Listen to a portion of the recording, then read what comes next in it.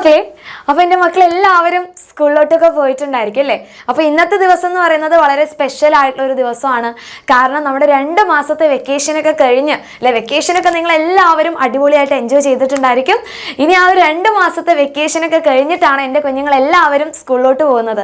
അവിടെ നിങ്ങൾക്ക് വേണ്ടി കാത്തിരിക്കുന്നത് എല്ലാം പുതുതായിട്ടുള്ള കാര്യങ്ങളാണ്. പുതിയ ടെക്സ്റ്റ് ബുക്ക് ആയിരിക്കും, പുതിയ ടീച്ചേഴ്സ് ആയിരിക്കും, പുതിയ ക്ലാസ് റൂം ആയിരിക്കും, ഇനി ചിലപ്പോൾ നിങ്ങൾക്ക് പുതിയ ഫ്രണ്ട്സ് കിട്ടും. അപ്പോൾ ഈ പുതുതായിട്ടുള്ള എല്ലാ കാര്യത്തിനെയും വളരെ ഹാപ്പി ആയിട്ട് തന്നെ മക്കളെല്ലാവരും സ്വീകരിക്കുക.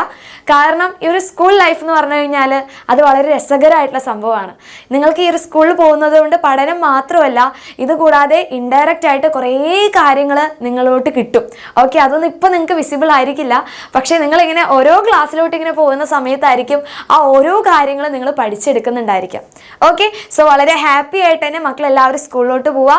എല്ലാ കാര്യങ്ങളും വളരെ ഹാപ്പി ആയിട്ട് തന്നെ സ്വീകരിക്കാം. ഇനി നമ്മുടെ ജൂൺ 2 മുതൽ അതുകൂടാതെ ജൂൺ 2 മുതൽ ജൂൺ 16 വരെ നമ്മൾ സ്കൂൾസിൽ ടെക്സ്റ്റ് ബുക്ക് റിലേറ്റഡ് ആയിട്ടുള്ള ക്ലാസ്സസും കാര്യങ്ങളൊന്നും ഉണ്ടായിരിക്കില്ല. ഇപ്പോൾ നമ്മുടെ സൊസൈറ്റിയിൽ നടക്കുന്ന റെലവൻ്റ് ആയിട്ടുള്ള ഇഷ്യൂസ് ബേസ്ഡ് ആയിട്ടുള്ള കുറച്ച് ടോപ്പിക്സ് റിലേറ്റഡ് ആയിട്ടുള്ള ക്ലാസ്സസ് ആയിരിക്കും മക്കൾക്ക് ഉണ്ടായിരിക്കുക. അപ്പോൾ ഈ ഒരു ദിവസത്തിലുള്ള ക്ലാസ്സസ് എന്ന് പറയുന്നത് വളരെ ഇമ്പോർട്ടൻ്റ് ആയിട്ടുള്ള ക്ലാസ്സസ് ആയിരിക്കും. കാരണം നമ്മുടെ സൊസൈറ്റിയിൽ ഇപ്പോൾ കാണുന്ന കുറേ കാര്യങ്ങളാണ് നിങ്ങൾക്ക് ഒരു അവയർനെസ് പ്രോഗ്രാമിലൂടെ നിങ്ങൾക്ക് നൽകുന്നത്. അപ്പോൾ മക്കളെല്ലാവരും എന്ത് ചെയ്യണം, ആ ക്ലാസ്സസ് ഒന്ന് സ്കിപ്പ് ചെയ്യരുത്, കറക്റ്റായിട്ട് കാണാം. അതിലൂടെ കുറേ നല്ല നല്ല കാര്യങ്ങളൊക്കെ നിങ്ങൾക്ക് സ്വീകരിക്കാൻ വേണ്ടി പറ്റും. ഓക്കെ, സോ ഈ കാര്യങ്ങൾ പ്രത്യേകം ശ്രദ്ധിക്കണം. പിന്നെ നമ്മൾ പുതിയൊരു ക്ലാസ്സിലോട്ട് പോകുന്ന സമയത്ത് ടെക്സ്റ്റ് ബുക്കൊക്കെ പഠിച്ചു തുടങ്ങുന്ന സമയത്ത് ആദ്യം മുതൽ തന്നെ എല്ലാ കാര്യങ്ങളും ക്രിസ്റ്റൽ ക്ലിയർ ആയിട്ട് പഠിച്ചു തുടങ്ങാം. കാരണം ഇത് നിങ്ങൾക്കൊരു ബേസിക് ആയിട്ടുള്ള ക്ലാസ്സസും കാര്യങ്ങളൊക്കെയാണ്, അല്ലെങ്കിൽ ബേസിക് ആയിട്ടുള്ള ടോപ്പിക്സ് നിങ്ങളുടെ ഫൗണ്ടേഷൻ ബിൽഡ് ചെയ്യേണ്ട ക്ലാസ്സസ് ആണ്. അപ്പോൾ ഇങ്ങനെയുള്ള ബേസിക് കാര്യങ്ങളൊക്കെ നിങ്ങൾ ഇപ്പോൾ മുതൽ ക്രിസ്റ്റൽ ക്ലിയർ ആയിട്ട് പഠിച്ചു തുടങ്ങിക്കഴിഞ്ഞാൽ വലിയ ക്ലാസ് എത്തുന്ന സമയത്ത് നിങ്ങൾക്ക് ഒരു ബുദ്ധിമുട്ടും കൂടാതെ എല്ലാ ടോപ്പിക്സും പഠിച്ചെടുക്കാൻ വേണ്ടി പറ്റും.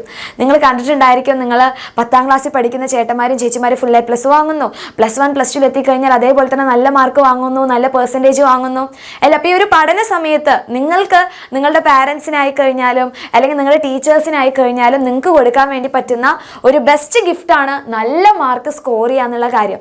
അപ്പോൾ ഈ ഒരു നല്ല മാർക്ക് സ്കോർ ചെയ്യണമെങ്കിൽ എല്ലാം നമ്മൾ ബൈഹാർട്ട് ചെയ്ത് പഠിച്ചിട്ട് ഒരു കാര്യമില്ല. അപ്പോൾ ആദ്യം മുതൽ തന്നെ കോൺസെപ്റ്റ് ഒക്കെ എന്താണെന്നുള്ള കാര്യം ക്ലിയർ ആയിട്ട് പഠിക്കുക.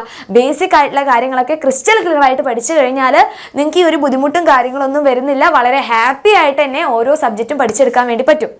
പിന്നെ നിങ്ങൾക്ക് ഏത് സബ്ജക്റ്റാണോ ബുദ്ധിമുട്ടുള്ളത് ആ ബുദ്ധിമുട്ടുള്ള സബ്ജക്റ്റ് ഇപ്പം നിങ്ങൾക്ക് ഈ ഒരു വീക്ക് എന്ന് പറയുന്നത് വലിയ ക്ലാസ്സസും കാര്യങ്ങളൊന്നും ഉണ്ടായിരിക്കില്ല. എക്സാം വരുന്ന സമയത്തായിരിക്കും നിങ്ങൾക്ക് എല്ലാ കാര്യങ്ങളും കൂടി ഉണ്ടായിരിക്കുക.